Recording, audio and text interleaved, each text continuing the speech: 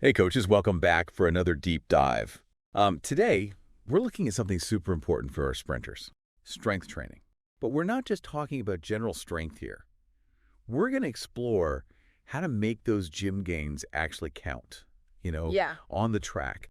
How do we translate that hard work in the weight room to, faster times and just better performance for our athletes? absolutely. And you know what? It's not as straightforward as you might think.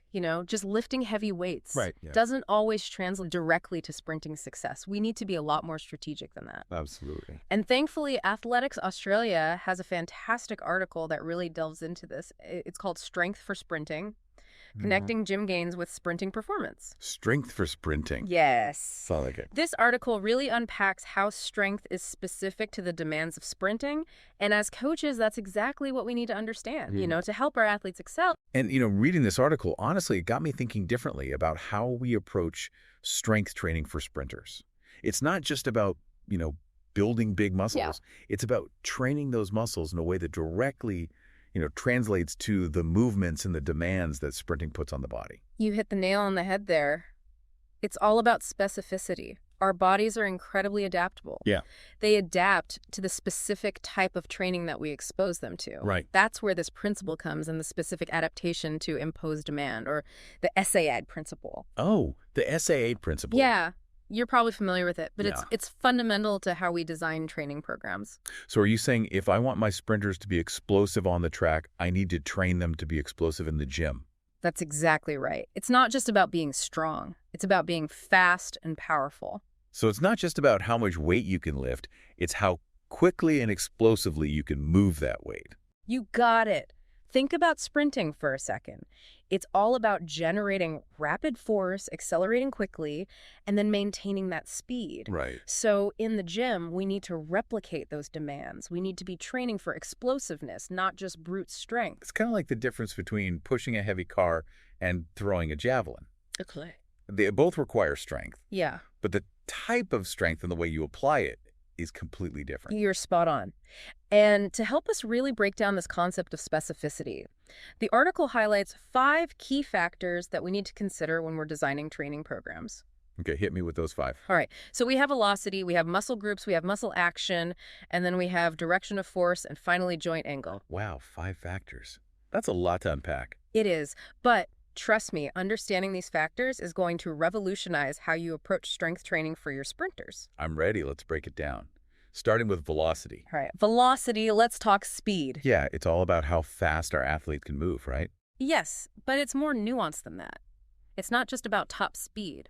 It's about how quickly they can generate force. That's where explosive power comes into play. Okay, so it's not just about lifting heavy weights slowly. It's about moving those weights with speed and intent. Precisely. And there's a fascinating study from 1981 that really highlights this. Researchers Coyle and his team discovered that athletes who trained explosively actually saw greater gains in their high-velocity strength compared to those who just focused on slow, heavy lifting. Wow, so training explosively actually leads to better strength gains at high velocities. That's a game changer. Absolutely. It changed the way we think about strength training for speed-based sports like sprinting. Okay, that makes a lot of sense. Yeah. But how do we apply this concept of velocity in our training? What does it look like in the gym? So think about the movements involved in sprinting, right? You have that rapid acceleration, that powerful leg drive, and those quick ground contact times. We need to mimic those movements in the gym. We need to be doing exercises that train those explosive qualities. Yeah. So things like Olympic lifts, plyometrics, medicine ball throws. These are all great examples. Okay, so we're talking about power cleans, snatches, box jumps, throws with the medicine ball. These are all great exercises for developing that explosive strength and power. Yeah, they are. And it's not just about choosing the right exercises, it's also about how we coach those exercises. We need to be coaching our athletes to be explosive, Yeah. to really drive through the movement and attack that weight with speed and intent. So it's not about grinding out those reps. It's about training the nervous system to fire rapidly and forcefully. Exactly. Quality over quantity every time. Quality over quantity. Mm-hmm. I like it. Now, when we talk about velocity, we're not necessarily talking about using super heavy weights, right? Right. It's about finding that sweet spot where the athlete can maintain speed and explosiveness throughout the entire movement. So it's more about moving lighter weights quickly Yeah. than grinding out those heavy reps slowly. You got it. And speaking of muscles, that brings us to our next factor, muscle groups. Okay, muscle groups. Let's get into the nitty-gritty here. Which muscles are the most important for sprinters? When it comes to sprinting, not all muscles are created equal. Research has consistently shown that the hip extensors, the hip flexors, and the knee flexors, these are the powerhouses. The big three for sprinting. Absolutely. So if we want our sprinters to be fast, we need to make sure these muscle groups are strong and well-trained. No doubt about it. Think about the sprinting motion for a moment. Yeah. You have that powerful push-off from the glutes and hamstrings. Right. The rapid knee drive from the hip flexors and the hamstrings acting as knee flexors provide that essential control and stability. Yeah. These muscles are the driving force behind sprinting speed. Okay, so we've got our hip extensors, hip flexors, and knee flexors. What kind of exercises should we be using to really target these muscle groups effectively? Great question. So for the hip extensors, think glute bridges, hip thrusts, Romanian deadlifts, kettlebell swings. Oh. These exercises, they really target those glutes and hamstrings, which are essential for generating that powerful push-off that propels the sprinter forward. And I love how versatile those exercises are. You can do them with barbells, dumbbells, kettlebells, resistance bands, even just body weight. Exactly. Plenty of options for those key muscles. Okay, what about those hip flexors? So for the hip flexors, we've got exercises like hanging leg raises, reverse crunches, resisted knee drives. Yep. These are great for strengthening that psoas major, which plays a key role in driving the leg forward with each stride. Okay, so we've got hip extensors, hip flexors covered. What about the knee flexors? Are we just talking about good old-fashioned hamstring curls here? Hamstring curls are definitely in the mix, but we can also target those knee flexors through exercises like glute ham raises, Nordic hamstring curls. Yeah. Remember, the hamstrings are doing double duty here, working as both hip extensors and knee flexors, so we need to make sure they're strong and resilient. And speaking of hamstring strength, that brings us to our next crucial factor, muscle action. It's not just about whether a muscle is working, but how it's working. You're absolutely right. We need to understand the difference between eccentric and concentric muscle actions and how they relate to sprinting. So eccentric action, that's when the muscle lengthens under tension, like when you're lowering into a squat or controlling the downward motion of a bicep curl. Okay, so eccentric is lengthening. So concentric is shortening, like when you're pushing up out of the squat or curling the weight up. Exactly. And when it comes to sprinting, both eccentric and concentric strength are absolutely crucial, but they play very different roles. So how do we break that down? Where do we see these actions at play when our athletes are sprinting? So the hip flexors and extensors, they primarily work concentrically. They're responsible for generating that powerful shortening of the muscles that drives the leg forward and backward. Okay, so concentric action for generating power. But what about eccentric action? Eccentric action is all about control and deceleration. The hamstrings especially play a vital eccentric role in sprinting. Okay. They're responsible for controlling leg swing and absorbing impact as the foot strikes the ground. Think of it like a braking system for the legs. Ah, that makes sense. So if the hamstrings aren't strong enough eccentrically, it could lead to injuries. And that's where those Nordic hamstring curls come in, right? Exactly. And, while many traditional strength exercises involve both eccentric and concentric freezes, Right. it's often helpful to really emphasize one phase over the other to really target specific adaptations. Yeah. So, for example, to really hone in on that eccentric hamstring strength, those Nordic hamstring curls are a fantastic tool. Okay, I'm starting to see how all of these pieces fit together. Velocity, muscle groups, muscle action. Yeah. It's all about understanding the specific demands of sprinting and then tailoring our training to meet those demands. Precisely. And there are two more pieces to this puzzle direction of force and joint angle. Yeah. We're going to delve into those in the next part of our deep dive. Can't wait. Stay tuned, coaches. We'll be right back. Welcome back, coaches. We're diving back into strength training for our sprinters.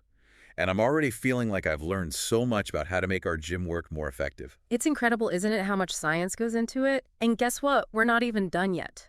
There's more. There's more. We still got two more factors of specificity to cover. Okay. Direction of force and joint angle. Direction of force. Okay, I'm guessing this has something to do with the fact that, sprinting is all about moving forward, right? You got it. Sprinting involves both horizontal and vertical forces.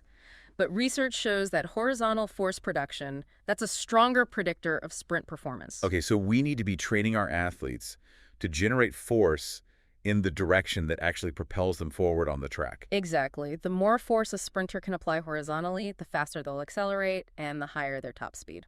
That makes perfect sense. So how do we translate this into our training? What kind of exercises should we be prioritizing? We want to prioritize those exercises that emphasize horizontal force production over vertical force production. Okay. So things like hip thrusts, sled pushes, and horizontal plyometrics. I love those exercises. Hip thrusts, they're a personal favorite of mine for building glute strength and power, and sled pushes. Well, they're just brutal in the best way possible. They are. They really challenge those posterior chain muscles. And then with plyometrics, we want to emphasize horizontal movements like broad jumps, standing long jumps, rather than vertical movements like box jumps. Okay, so it's all about mimicking those horizontal forces that are so crucial for sprinting. I'm seeing a pattern here. It's all about specificity. Choosing those exercises that directly translate to the demands of sprinting. You got it. It's not just about building strong legs in general. It's about training those legs to generate force in the direction that matters most for sprinting. Okay, we've talked velocity muscle groups, muscle action, and direction of force. What's that final piece of the puzzle? The final factor is joint angle specificity. This principle highlights that strength gains are greatest at the specific joint angles that we train. So if we want our sprinters to be strong at the specific joint angles that they use during sprinting, we need to train them at those angles. Exactly. Think about it. A sprinter's muscles are working through very specific ranges of motion during each phase of that sprint cycle. Right. If we train those muscles at different angles, we're not necessarily going to get the same transfer to performance on the track. So how do we figure out what those optimal joint angles are? It sounds pretty complex. It does require a good understanding of sprinting mechanics. We need to know which muscles are working at which lengths during those different phases of the sprint cycle. So back to the science. Yeah.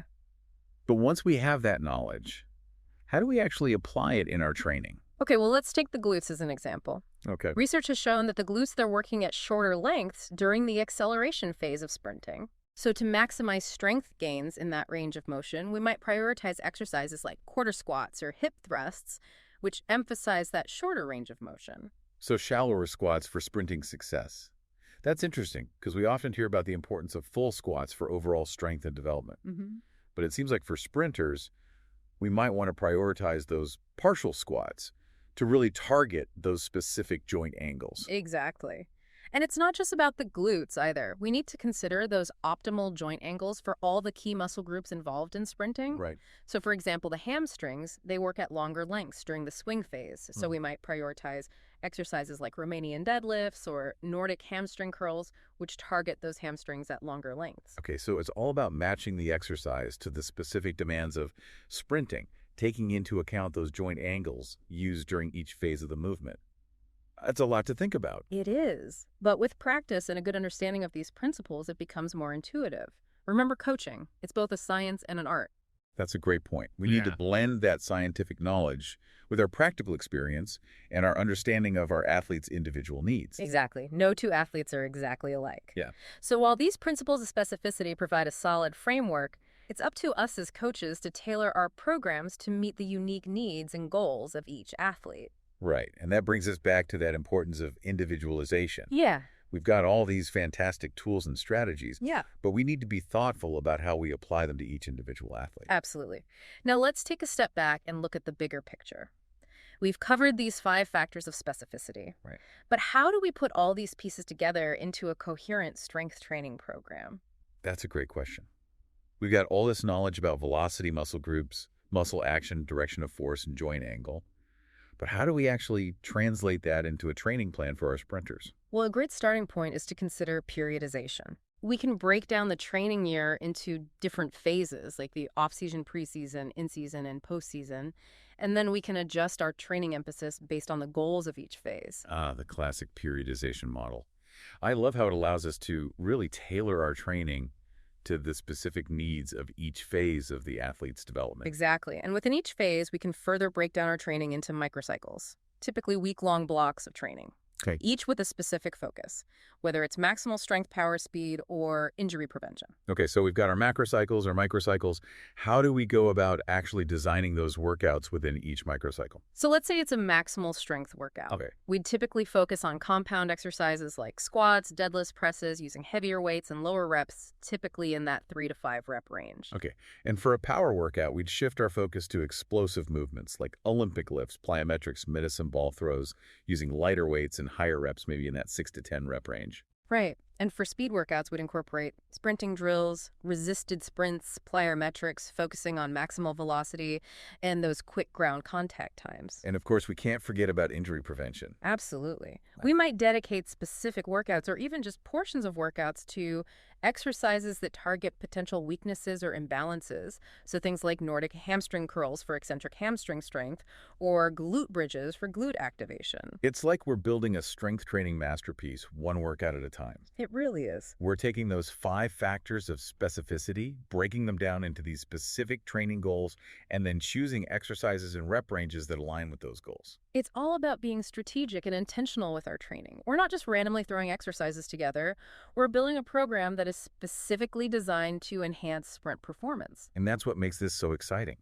We're using science to guide our training decisions and to create programs that are more effective and more efficient. Right, we're constantly learning and evolving as coaches, and this deep dive has given us so many great insights to apply to our training. Speaking of learning and evolving, before we wrap up this section, I want to touch on a topic that's often overlooked in strength training discussions, and that's recovery. Such a crucial point. We can't talk about training without talking about recovery, especially when we're pushing our athletes to their limits with these high-intensity exercises. We need to make sure they're getting adequate rest, nutrition, and sleep to allow their bodies to adapt and recover. Absolutely. Without proper recovery, we're setting our athletes up for overtraining, burnout, and injury. Exactly. Rest and recovery are just as important as the training itself. It's all about finding that balance between pushing our athletes and allowing them to recover and rebuild. Okay, so we've covered a lot of ground in the second part of our deep dive. We've unpacked those final 2 factors of specificity, direction of force, and joint angle. We've talked about periodization, workout design, and the importance of recovery. It's been a great discussion, and I'm sure our listeners are feeling more confident about how to apply these principles to their own training programs. Absolutely. And in the final part of our deep dive, we're going to explore some advanced concepts and cutting-edge techniques that can take our strength training to an even higher level. Stay tuned because it's about to get even more interesting. Welcome back, coaches. We've covered so much ground in our deep dive into strength training for sprinters. We've gone from the foundational principles of specificity all the way to periodization and recovery. It's been quite a journey, but we're not finished yet. There's a whole world of advanced techniques and cutting-edge tools that can help us take our athletes' performance even further. I'm all ears. Hit me with some of those advanced concepts. What's got everyone buzzing these days? One area that's really generating a lot of interest is velocity-based training, VBT for short. VBT. Yeah, it's all about tracking bar speed during exercises to provide real-time feedback on the athlete's power output. So instead of just focusing on how much weight is being lifted, we're also paying attention to how quickly that weight is moving. It's like adding a speedometer to our strength training. Exactly. VBT allows us to monitor that power output and make adjustments to the training load and intensity based on their performance in real time. I see how that would be super valuable for sprinters. Power is everything. So how does it work in practice? Well, there are a few different technologies available, but essentially they measure how quickly that bar is moving during an exercise. Oh. Some systems use linear position transducers to track bar displacement, while others use accelerometers and gyroscopes to measure velocity and other movement parameters. Wow, the technology is really impressive. But is there research to back up the effectiveness of VBT? Absolutely. Studies have shown that VBT can lead to greater improvements in power, speed, and strength compared to traditional training methods where we're just focused on the weight lifted. It's not just a fancy gadget then. It's backed by science. I like that. Okay, so what else is out there in the world of these advanced strength training techniques? Another interesting concept is post-activation potentiation, or PP. PP. It's a bit of a mouthful. It is a bit of a mouthful. But the idea is pretty cool. Okay, PP. I've heard the term before, but to be honest, I'm not entirely sure what it means. Could you break it down for me? Sure. Essentially, PP is this phenomenon where a short burst of high-intensity activity can actually temporarily enhance the performance of a similar movement that follows. So you're saying that doing a heavy lift or an explosive movement can prime the muscles to perform even better on the next set or rep, like a turbo boost for the muscles. Exactly. And we can strategically use this phenomenon in our training. Yeah. For example, imagine doing a heavy set of squats or cleans, followed immediately by some sprint repetitions. Right. The PP effect from those heavy lifts could potentially enhance the power and speed of those sprints. So we're strategically pairing exercises to create that synergistic effect. I like it. That's clever. What does the research say about PP? While the research is still evolving, the early findings suggest that PEP can be a highly effective strategy for enhancing power and speed, especially in these explosive movements like sprinting. I love how these advanced concepts really challenge us to think outside the box and find new ways to optimize performance. What other techniques you're excited about? Well, contrast training is another one that's gaining a lot of traction. This involves alternating between heavy resistance exercises and explosive plyometrics to really enhance power output. So we might pair a set of heavy squats with a set of box jumps or a set of deadlifts with some powerful medicine ball throws. Exactly. That contrast between the heavy load and the explosive movement creates a really potent stimulus for power development. It's like a shock to the system that wakes up those fast twitch muscle fibers. I can see how that would be beneficial for sprinters who need to generate a lot of force quickly. Is there a scientific reason why this works? Absolutely. The heavy lifts, they activate those high threshold motor units, which are responsible for generating maximum force. Then the plyometrics immediately recruit those same motor units, but in a more explosive way. It's a great way to train the nervous system for both strength and speed. Okay, contrast training definitely goes on the list of techniques to explore. Are there any other tools in our advanced strength training toolbox? Another technique that's becoming increasingly popular is the use of accommodating resistance. Okay, This involves using bands or chains to increase the resistance as the athlete moves through the range of motion. so instead of lifting a constant weight, the resistance gets heavier as the athlete gets stronger through the movement. That's that. Interesting. Right. It helps to overload the muscles throughout that entire range of motion, which can lead to greater gains in strength and power. I can see how this would be particularly useful for sprinters, where that force production needs to increase as those limbs extend. Exactly. Accommodating resistance forces the muscles to work harder at that end range of motion where power is most crucial for sprinting. So we've got velocity-based training, post-activation potentiation, contrast training, and accommodating resistance. These are some seriously powerful tools. I feel like we've been on a whirlwind tour of the future of strength training. It's an exciting time to be a strength and conditioning coach. There's so much innovation happening and new research is emerging all the time.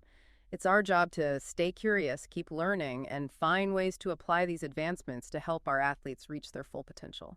Well said. And as we wrap up this deep dive, I think it's important to reiterate that strength training for sprinters, it's not a one-size-fits-all approach. Absolutely. It requires a deep understanding of the principles, a willingness to experiment, and a commitment to ongoing learning and growth. We need to be students of the game, constantly seeking out new knowledge and refining our methods. Right, blending that scientific knowledge with our practical experience and individualizing our approach to each athlete. Coaches, we hope you found this deep dive informative and inspiring. Remember, it's not just about lifting weights, it's about understanding how those weights translate into better performance on the track. Keep exploring, keep experimenting, and keep pushing those boundaries. And most importantly, keep inspiring those athletes to achieve greatness